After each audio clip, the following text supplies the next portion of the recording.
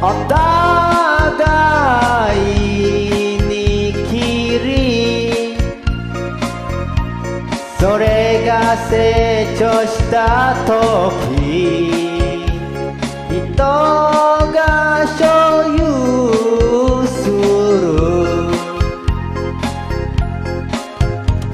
女は女流からお互いを愛する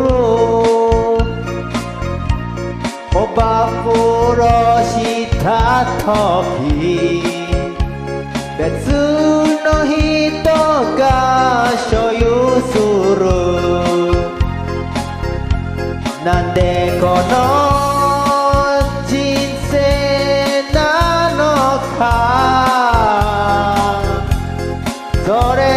がよく自己だけこの世界に生きてる課題に立ち向かう庭の花はお互いの世話するそれが受精した時花は人が生まれた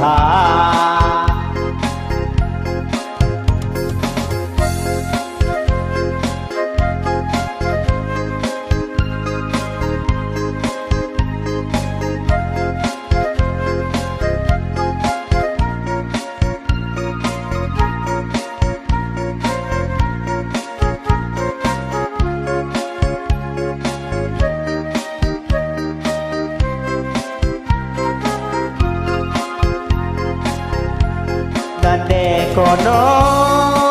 人生なのか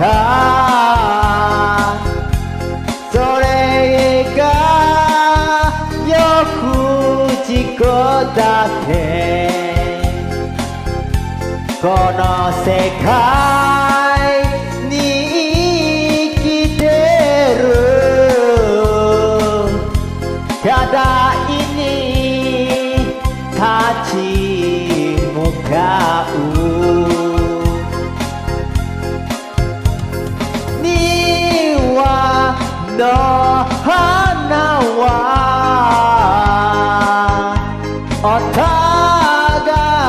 いの世話するそれが受精した時花は人